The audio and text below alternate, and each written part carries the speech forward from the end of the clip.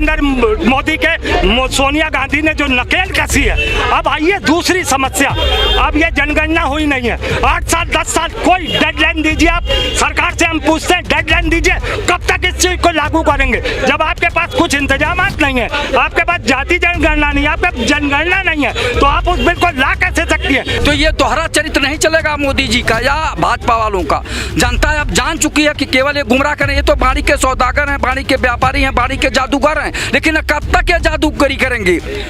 जब तक भूखा इंसान रहेगा धरती पर तूफान रहेगा। जिसके नाम से ये भेजता है, मौत को गरमाता है, वो गरमान कुछ दिन बाद ठंडी पड़ जाती है इसकी सारी योजनाएं।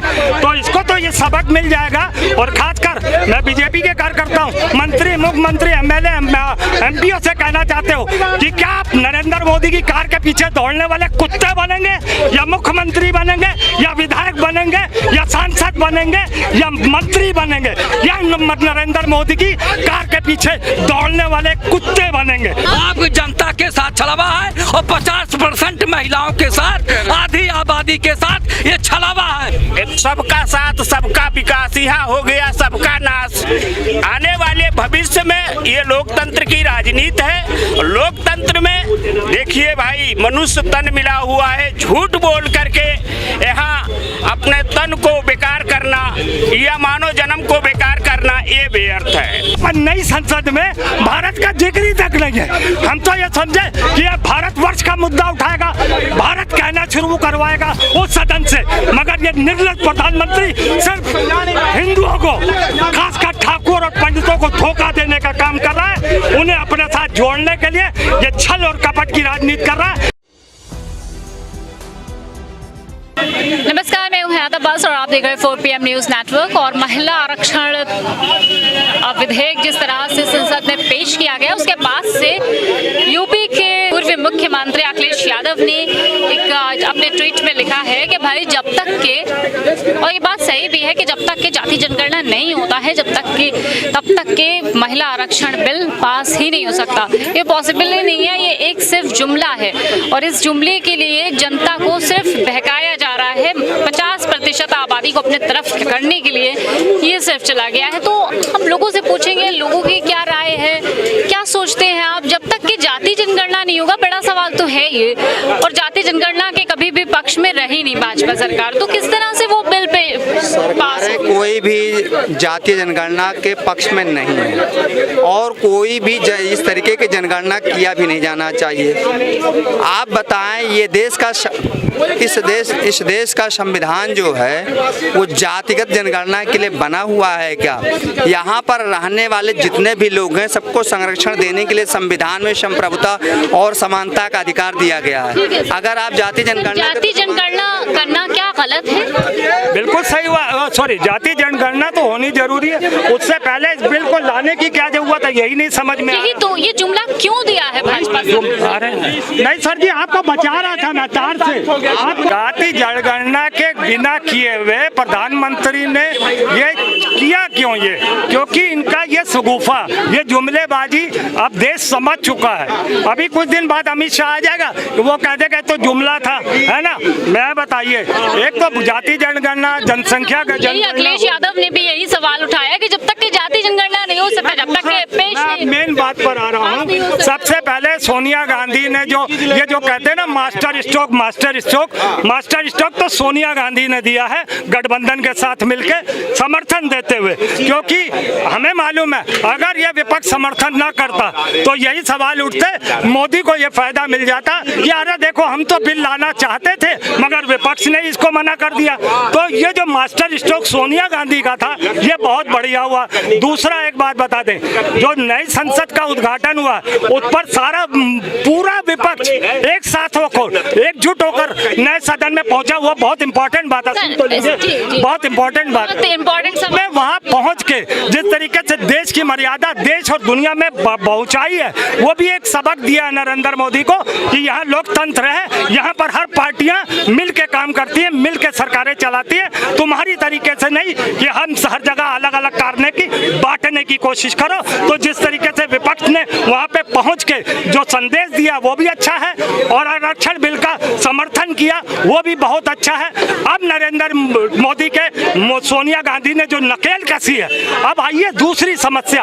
अब ये जनगणना हुई नहीं है, 8 साल 10 साल, कोई डेडलाइन दीजिए। आप सरकार से हम पूछते हैं, डेडलाइन दीजिए, कब तक इस चीज को लागू करेंगे? जब आपके पास कुछ इंतजामात नहीं है, आपके पास जाति जनगणना नहीं है, आपके पास जनगणना नहीं है, तो आप उस बिल को ला कैसे सकती है? और मैं बताऊं, मैं कई चैनल पर ये बोला कि 18 से 22 तक नरेंद्र मोदी को बहुत बड़ा घटना कर सकता है, कर्म कर सकता है, मगर क्या निकला? फुसफुस पटाखा निकला। वो ना तो वो यूसीसी पे बोला, ना एनआरसी पे बोला, ना भारतवर्ष पे। आज वो कहता है, जब अभी G20 हुआ था तो राष्ट्रपति के आगे लिखा था राष्ट्रपति ऑफ भारत। हाँ, बड़ा सवाल है राष्ट्रपति ऑफ भारत, लेकिन वही यहाँ पर नई संसद में भारत का जिक्र ही तक नहीं है। हम तो ये समझे कि ये भारतवर्ष का मुद्दा उठाएगा, भारत कहना शुरू करवाएगा उस सदन से, मगर ये निर्लज प्रधानमंत्री सिर्फ हिंदुओं को, खासकर ठाकुर और पंडितों को धोखा देने का काम कर रहा है। उन्हें अपने साथ जोड़ने के लिए ये छल और कपट की राजनीति कर रहा है। ये कहीं किसी को नहीं मिला रहा,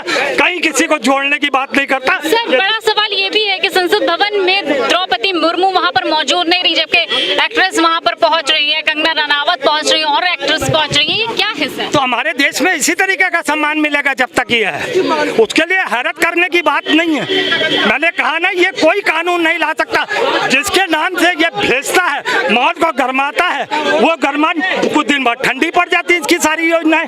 तो इसको तो ये सबक मिल जाएगा।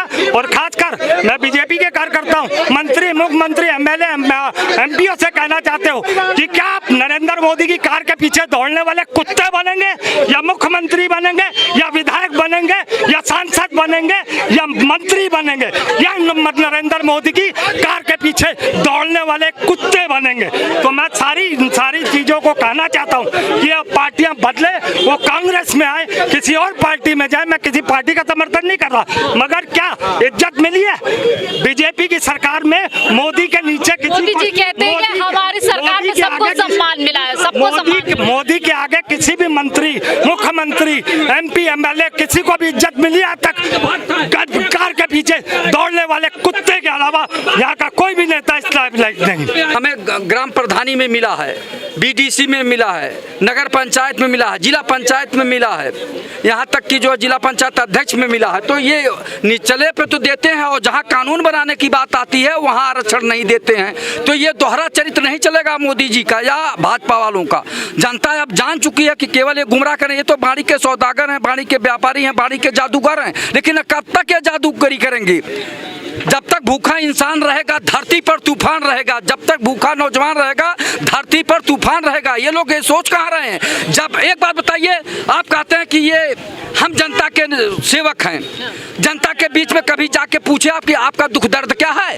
आपके जितने कर्मचारी हैं, डीएम, एसपी, तहसीलदार या दरोगा, कभी गांव में गया जनता के पास कि श्रीमान जी आपकी क्या समस्या है? ये तो आम लोगों से, जनता मालिक है, हम मालिक हैं, हम फटेहाल हैं, धोती फटी है, चप्पल टूटा है, अब गाल पिचका है, और हम जाके हाथ जोड़ रहे हैं वहाँ थाने में, वो सुनने के लिए तैयार नहीं। और वो कहता हम नौकर हैं। नौकर करोड़पति है, और जो मालिक है वो लाख भी उसके पास नहीं, 1000 भी नहीं, 500 तक नहीं है। कैसा देश का संविधान, उस देश में हम रहते हैं। सर, हमारे देश के प्रधानमंत्री बहुत अच्छे हैं भाई, वो तो लोगों से जुड़ते हैं। कहाँ जुड़ रहे हैं? कभी किसी गरीब के घर जाके पूछे क्या समस्या है?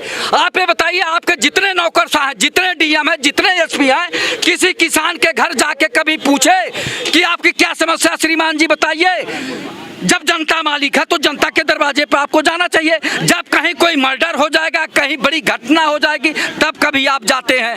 आपका फर्ज बनता है, जब आप नौकर हैं, आप सीधे सीधे कहते हैं हम जनता के नौकर हैं, आप सीधे सीधे कहते हैं हम जनता के सेवक हैं, तो क्यों नहीं वो पहले पूरी बात सुन लीजिए। पहले उनकी समस्याओं को सुनना चाहिए, जाके उनसे पूछना चाहिए कि आपके क्या समस्याएं हैं। और यहाँ तक कि जब स्वयं मालिक उठ के जाता है कि श्रीमान जी मेरी ये समस्या है, तो सुनने के लिए उनका दरबान ही उसे डांट के भगा देता हूं उन्हें। आप ये बताइए सर, आप इतना गुस्सा हो रहे हैं और इधर बीजेपी ने इतना अच्छा काम कर दिया है, बिल पेश कर दिया है महिला आरक्षण पर, किसी पार्टी ने ऐसा नहीं किया हो। भैया गरीबों की महिलाओं को अगर वो जो है विधायक बनाओ, एमपी बनाओ, एमएलए की बेटी को बनाएंगे, एमपी के पत्नी को बनाएंगे, तो कौन से महिला बिल विधेयक पास कर रहे हैं?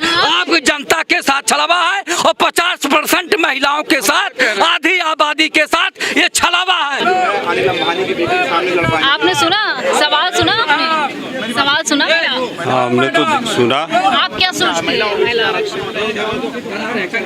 ये लोग हर बात या भाजपा मैं हमेशा सोशल मीडिया पर रहा हूँ, और मतलब ये है कि इन लोगों का जो काम काज है, जब से ये 5 साल तक कुछ नियम था, मगर 5 साल के बाद नियम लोग खो गए एकदम। इस समय जनता जो है, जैसे यहाँ जाति जनगणना का भी मुद्दा उठा, एक भी आपने कोई काम नहीं किया, और नहीं तो महंगाई बढ़ाया, और नहीं तो बेरोजगारी किए।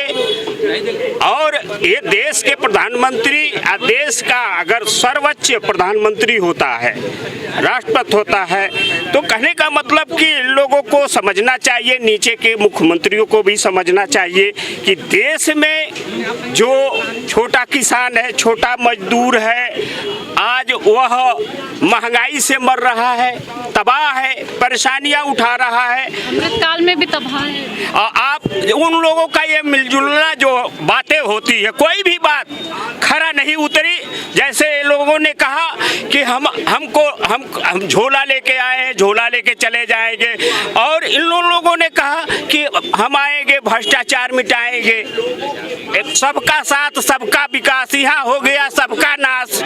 आने वाले भविष्य में ये लोकतंत्र की राजनीति है। लोकतंत्र में देखिए भाई, मनुष्य तन मिला हुआ है, झूठ बोल करके यहाँ अपने तन को बेकार करना या मानव जन्म को बेकार करना, ये व्यर्थ है। बिल्कुल, बहुत बड़ी बात उन्होंने बोली है कि झूठ बोल के कोई भी काम नहीं किया जा सकता है। भले ये बिल पेश हुआ है लेकिन पास नहीं हुआ है। पास होने में इसको 2029 तक का वक्त लग जाएगा, यानी कि एक जुमला साबित होएगा शायद कहीं ना कहीं, अगर इन पे जनता भरोसा कर लेती है। अब जनता का भी भरोसा धीरे धीरे उठ रहा है, बोल रहे हैं कि ये जुमला है, और ये कहीं ना कहीं पॉलिटिकल दांव था जो चल दिया गया है, लेकिन इसका परिणाम क्या होगा ये तो खैर महिलाएं ही बताएंगी, जिस आधी आबादी के सामने ये जुमला रखा गया है, ये पेश किया गया है। फिलहाल ये तो समय ही बताएगा कि क्या कुछ होगा देश में। कैमरा पर्सन सत्यनारायण के साथ मैं हैत अब्बास, PPM न्यूज़।